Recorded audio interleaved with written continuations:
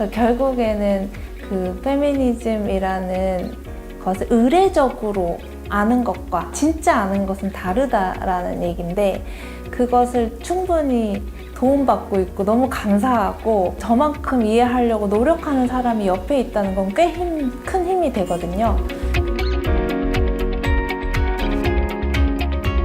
네, 안녕하세요. 시인 이소연입니다. 저는 시 쓰고 강의도 하고 컬럼도 쓰면서 이렇게 해변이라는 공간을 운영하고 있는 창작자입니다. 제가 동인을 하나 꾸려가지고 시작을 했는데, 켬이라는 동인이에요. 여성 4인으로 구성되어 있는 동인인데, 에코 페미니스트를 기조로 에코 페미니즘을 좀 널리 알리고, 그리고 환경과 여성 인권에 대해서 함께 이야기하는 동인을 하고 있어요. 그러다 보니까 자연스럽게 여성의 삶에 대해서 관심을 가지게 되고, 그리고 제가 유일하게 그때는 결혼한 여성이었어요. 심지어 아이도 있고. 근데 제가 처음에 등단을 할 때 그냥 가정주부로 있었다가 임신을 하고 나서부터 뭔가 우울증에 시달리면서 그때 쓴 작업물들로 등단을 한 거거든요. 그때 어쨌든 갑갑함, 그리고 여성의 신체에 대한 한계, 이런 것들 많이 체감하고 이런 삶에 대해서 조금 얘기를 해서 같은 처지에 있는 사람들이 좀 공감되고 조금 마음의 위안을 받을 수 있는, 나만 그런 게 아니다라는, 같은 고민을 좀 나누고 싶다라는 생각을 좀 했던 것 같아요. 그 계기로 페미니스트라고 불리기는 하지만 제가 심지어 페미니스트 강좌도 진행도 하고 여러 가지 활동들을 하고 있는데, 사실은 페미니스트라는 말이 많은 오해를 낳기도 하거든요. 근데 정말 좋은, 그리고 화해의 말을 건네는 페미니스트를 많이 만나서 페미니스트라는 말이 되게 나쁜 말이 아님을 조금 알았으면 좋겠다라는 생각도 좀 있어요.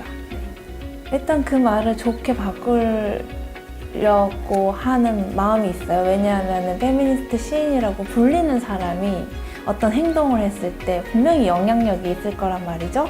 그래서 제가 조금 더 선하게 행동하게 만드는 말인 것 같아요. 그래서 페미니스트에 대한 편견을 조금이나마 허물 수 있다면은 그 말로 불려도 괜찮겠다. 그리고 그것에 대한 편견을 없애는데 일조하는 사람이 좀 되고 싶다 라는 생각을 하게 만드는 그런 말인 것 같아요. 네. 그 페미니즘을 너무나 잘 이해해주는 남자라는 괴물이라는 시가 있어요. 그거는 페미니즘을 진짜 너무나 잘 이해해주는 남편과 살고 있는 저의 얘기인데, 그 시의 본질을 파고 들어가면은 제대로 이해할 수 없다라는 게 깔려 있어요. 그러니까 결국에는 그 페미니즘이라는 것을 의례적으로 아는 것과 진짜 아는 것은 다르다라는 얘기인데, 그것을 충분히 도움받고 있고 너무 감사하고 저만큼 이해하려고 노력하는 사람이 옆에 있다는 건 꽤 큰 힘이 되거든요. 근데 의뢰를 하는 것은 아니었는가라는 의심의 질문을 한번 던져보는 거죠. 근데 그건 여성도 마찬가지인 것 같아요. 남성에 대해서 어디까지 이해할 수 있는가? 그것이 남성을 이해한다는 말이 의례적인 건 아닌가? 도리어 반성을 하게 되는 부분도 있을 수밖에 없다고 생각을 하고, 그런 것들을 통해서 좀 질문을 던지고 싶었던 것 같아요. 실제로 남편은 집에서 청소하고 빨래하고 육아를 하고 강의하고 저랑 똑같은 시인이에요. 너무 큰 도움을 받고 있고, 남편이 거의 육아를 좀 하는 편이에요. 애가 남자아이다 보니까 더 잘 이해를 해서 그런지 아빠를 또 너무 잘 따르고, 제가 컬럼에도 한번 쓴 적이 있지만 저희 아이가 아빠가 낳은 줄 알아요. 자기를 옛날에. 그래서 근데 너무 그럴듯한 게, 왜 아빠가 낳았다고 생각하냐, 엄마가 낳았다. 어떻게 남자가 애를 낳냐 그랬더니, 어떻게 여자 몸에서 남자가 나오냐요. 여자 몸에선 여자가 나오고 남자 몸에선 남자가 나와야 되는 거 아니냐고 하는데, 너무 기특해가지고, 그럴 정도로 아빠와의 유대관계가 엄청 좋은 편이어가지고 가정 양립이 되게 잘 되고 있어요. 그리고 저는 제 친구들, 찾아서 이제 저의 생활을 즐기는데 남편이 얼마 전에 북토크를 했는데 이런 말 하더라고요. 처음에 이서연이 집에만 있을 때 자꾸 오빠 뭐 해? 계속 그랬는데 지금은 안 그래서 너무 좋다는 거예요. 나가서 제 자아를 찾고 제 일을 하고 하는 것을 되게 기뻐하는 사람과 살고 있어서 축복받았다 라고 생각을 하고 있습니다. 그래서 아마 그 시를 보면 남편이 좀 억울할 것 같아요.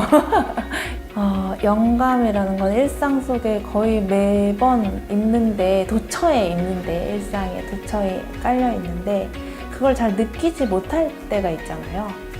그거는 어떤 것을 똑같이 봐도 글을 쓰는 사람과 쓰지 않는 사람이 있는 것처럼 가만히 앉아있다고 영감이 오지도 않고, 그래서 보통은 나를 추동하는, 내 마음을 추동하는 문장을 만나야 그게 써지는데, 그러려면 많이 읽어야 되는 것 같아요. 읽거나 사람의 말을 듣거나. 그래서 오늘 기자님 만나갖고 눈빛 마주치면서 이야기 듣는 것도, 그리고 말하는 것도, 그게 다 영감이 되는 것 같아요. 낭독회 때도 되게 영감을 많이 받아요. 왜냐하면은 그때 같이 쓴 문장들을 주변에서 읽거나 또 다른 사람의 목소리로 어떤 문장이 들려올 때 되게 큰 감동을 받고, 그게 제 마음을 투동해서 시 쓰고 싶다 이렇게 되는 게 있어요. 그리고 잘 쓴 시 보면 저도 또 쓰고 싶잖아요. 나도 잘 쓰고 싶다 이런 마음이 생기니까 마음을 추동하게 만들려는 자극 같은 것에 일부러 노출되려고 노력하는 편인 것 같아요. 시란 화해의 말이다 라고 생각을 해요. 저는 진짜 분노에 차오를 때 시를 쓰는데, 시라는 게 그렇게 분노한 상태로 가만히 놔두지 않는 장르 같아요. 아무리 분노를 했더라도 화해의 악수를 청하게 만드는 그런 장르인 것 같아서 시는 화해의 말이다. 그래서 페미니스트든 세계에 대해 전쟁에 대해서든 그리고 환경 문제에 대해서든 어디에서나 화해의 말을 청하고 싶을 때 시를 쓰는 것 같다라는 생각을 하고 합니다. 결국 사랑의 말이라는 뜻인데 그런 것 같아요. 애착이 가는 작품은 첫 시집의 첫 시, 철이라는 시예요. 그래서 제가 포항에서 자랐는데 그 철이라는 시가 제 흉터에 대한 얘기인데, 제가 왼쪽 뺨에 이렇게 철조망에 걸려서 찢어졌던 흉터가 있는데 어렸을 땐 되게 컸거든요.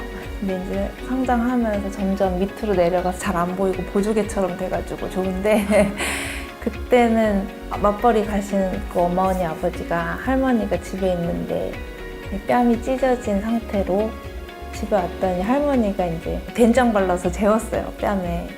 그때의 기억을 그걸 철이라는 걸 쓰면서 되게 많이 치유하고 거기에서 더 나아가고 성장했던 것 같아요.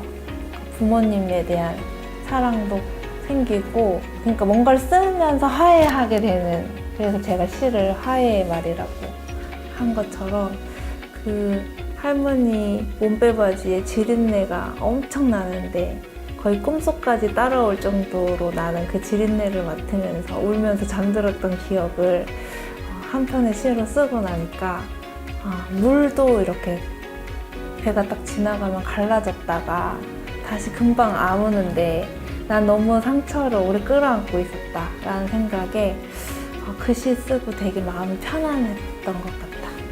그리고 폭력에 계속 노출되는 사람이 얼마나 폭력에 익숙해질 수 있는지도 얘기하는 시인데, 여러 방면으로 의미 있는 시였고, 많은 사람들이 저를 철의 시인이라고 불리죠. 왜 연작이거든요. 그게 철 7편까지 있어요. 특히 남이나 작가라고 미술 작가분이랑 같이 전시를 준비하면서 그 영상에 들어갈 시를 쓰게 되면서 쓴 거거든요. 그때는 한 편의 통 장시였는데 편집자님이랑 이렇게 끊는 그런 도전을 해가지고 7편으로 끊어졌는데 너무 잘 끊어져서 편집자의 센스, 그리고 저의 노력, 그리고 새로운 장르와의 시도, 이런 것들이 합쳐진 그런 시여가지고 제가 되게 애정하는 시입니다.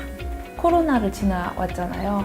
그러다 보니까 사람과의 만남의 소중함에 대해서 너무 간절하게 느끼게 되는 것 같아요. 그래서 시 모임, 그리고 소모임, 독서 모임, 이런 전시, 낭독회 이런 것들을 진짜 활발하게 하고 싶다라는 마음으로 몸이 부서질 때까지 계획하고 기획하고 추진하는 편이에요. 조만간 김은지 시인과 은지와 소연이라는 그 우정 시집이 나올 거예요. 디자인 이음이라는 출판사에서. 그래서 그 사람과 사람이 만나서 어떤 끈끈한 유대 관계와 마음을 나눌 수 있는지도 책으로도 보여드릴 수 있게 돼서 되게 기쁘게 생각하고, 앞으로 제가 산문집 하나를 지금 출간 예정에 있고, 그다음에 청소년 시집 출간 예정이 하나가 있고, 그리고 야망의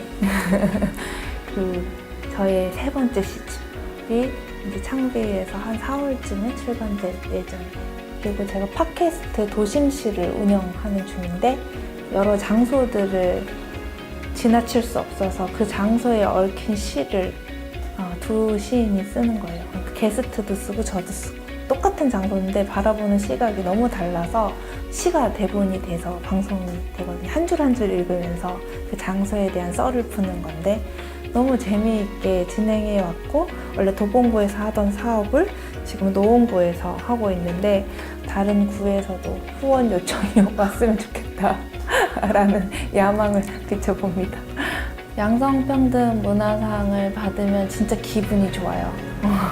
어떤 수상의 영예라는 것을 떠나서 굉장히 의미 있는 상이라고 생각하고, 또 양성평등이라고 하면 남성과 여성이 동등해야 됨을 말하는 건데, 그리고 이제 젠더 프리 시대에 성평등을 얘기하는 건데, 그 성평등 시대에 많은 도전하시는 분들이 큰 힘이 되었으면 좋겠습니다.